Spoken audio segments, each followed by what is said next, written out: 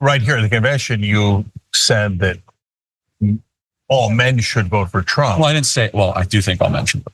Yes. I said that you're not a man if you don't vote for Trump. Yeah, that's even worse, of course. Yeah. So look. I mean, come on, Cenk, look at that. I mean, can your candidate do that? During the Republican National Convention, Charlie Kirk was a guest of Ana Kasparian and Cenk Uygur, who were at the convention covering it. They got into some pretty interesting things. The entire conversation, debate, whatever you want to call it, is over 30 minutes long. So if you want to watch the whole thing, it's on the Young Turks YouTube channel. But I picked out a couple of clips here that I thought were particularly interesting. Let's take a look at this. At the RNC, Cenk Uygur, Ana Kasparian, as you can tell, Charlie Kirk joins us. It's been a while. Yeah, it has. Good to have you here from Talking Points USA.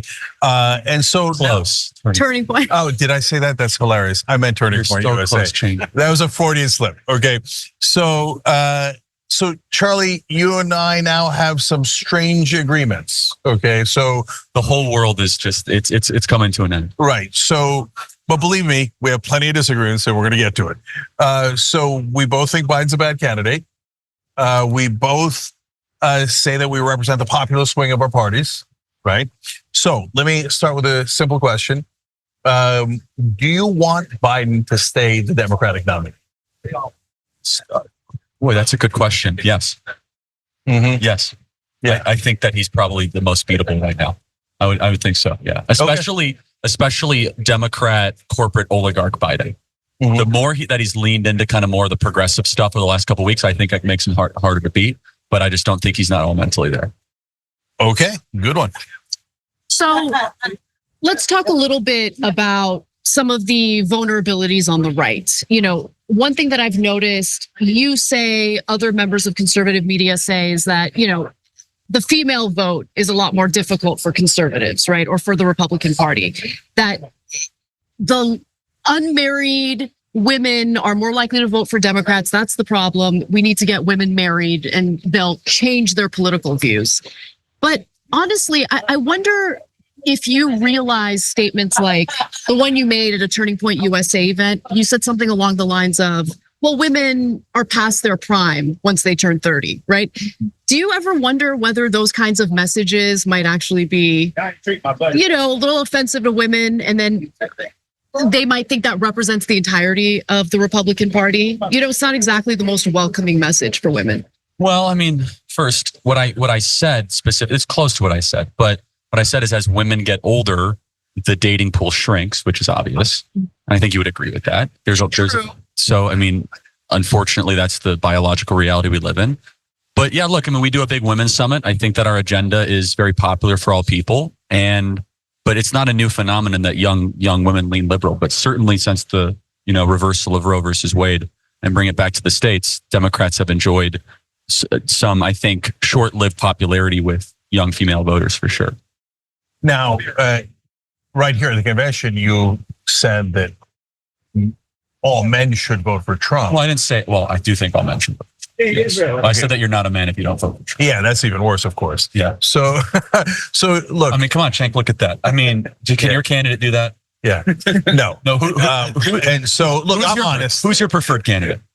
Oh, I would never. You think Bernie could do this? If Bernie got shot, would Bernie do this? Look, I hope nobody ever gets shot. How about Gretchen? We never find out. We never find out. Hey, Gretchen Whitmer almost got kidnapped by you guys. So, she was pretty courageous on that too. So, okay. Anyway, but do you think Gavin Newsom would do this? He got shot. He would run quick away if Gavin Newsom got shot. So, but I'm giving you a hard time, Charlie. I know, Charlie. Look, I said that Trump that day was courageous. You were legit. That's why I'm here today. Is because you were like one of the honest guys on the left that was like, okay, that's pretty ballsy. Yeah, no question. He did a great job. And I love when the crowd chanted USA, USA, because the president had just been saved, right? And so former president, but we still call former presidents President Trump, et cetera. And that was a great moment. He says, fight, fight, fight. They say USA, USA. I love that. That makes me proud of America, okay? Now, having said that, you know that has nothing to do with policy. So if you're a man who cares about fill in the blank, universal health care, paid family leave, higher minimum wage, which leads to higher wages overall. You care about fighting inflation. You care about getting corruption out of politics. Why the hell would Trump doing that affect my vote at all? That's a super fair. Now, this is a great point, I think, here by Cenk Uygur. I mean, this idea of voting for one candidate or another candidate makes you a man or not a man. I mean, this kind of thing is just silly. I mean, these right-wing pundits love this. But I think it's interesting here that Charlie Kirk, he understands, like he said earlier about Biden, and obviously this interview was conducted before Kamala Harris became the nominee for the Democratic Party. So they're talking about Biden a good bit in this. He talks there about, for a couple of weeks, Biden was leaning into more progressive policies and that could hurt them. So he obviously understands that, a lot of these Republican pundits and MAGA pundits and politicians will act as if the Republicans have all the answers to everything and all the popular policies, which is not true, and that progressive policies, people don't want them.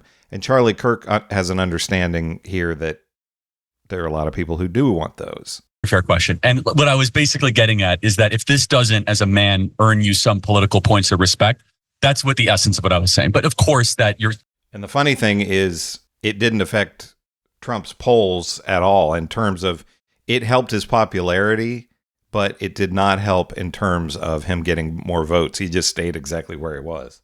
electing a president, a set of policies in 4 years. And that's a fair critique.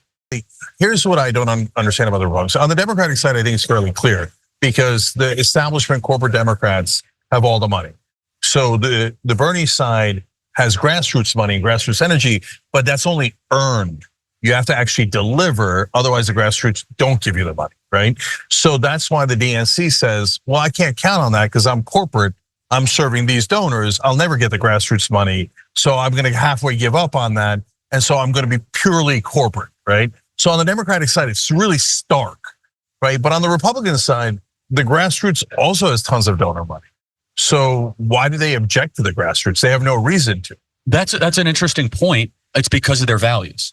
Mm-hmm. It's because the grassroots represent a value system that the Vichy French Republicans do not believe in, which is that we believe neoliberalism has been a failed experiment in the modern era. I think you actually might agree with part of that, both of you guys. I definitely agree with that. Definitely. But you know, this is the thing I don't get. And this is why, for the first time, I find the convention, the Republican convention, so fascinating because I do see this growing faction of Republican voters who are headed in the direction of economic populism, right?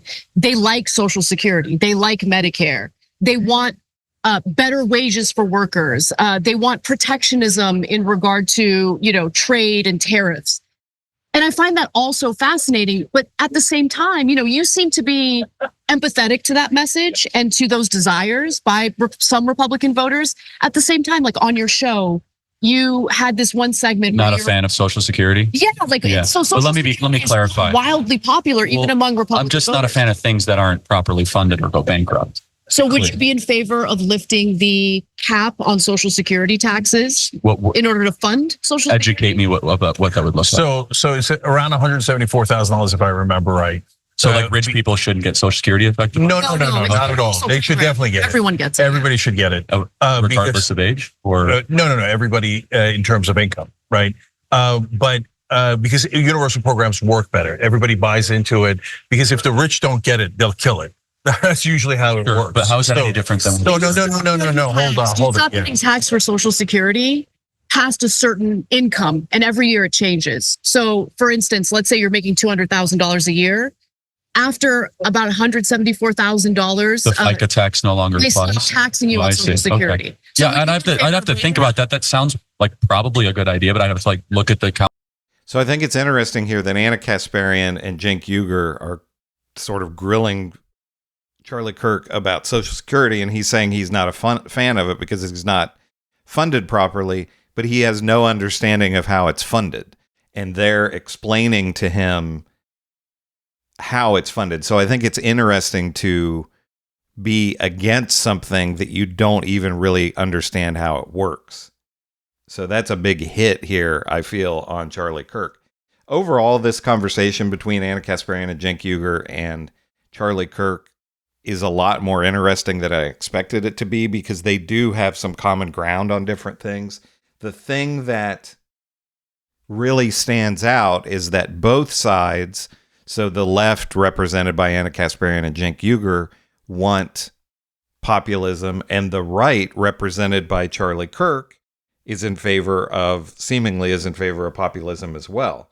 But like Cenk and Ana are pointing out here, Social Security is incredibly popular on both sides and in the middle. And Medicare is incredibly popular by Democrats, Independents, and Republicans. But Charlie Kirk is against those things. But what do you think? Again, this is just a couple of short clips out of an entire 30-minute interview between Cenk and Ana and Charlie Kirk. They get into some other interesting topics. I recommend that you go and check it out on the Young Turks YouTube channel. If you like content like this, make sure to give me a like and subscribe if you want to see more debates between people like Cenk Uygur, Ana Kasparian, Charlie Kirk, and others. I'm continuing to make content like this all the time. This is Chris on Culture. I'll see you in the next one.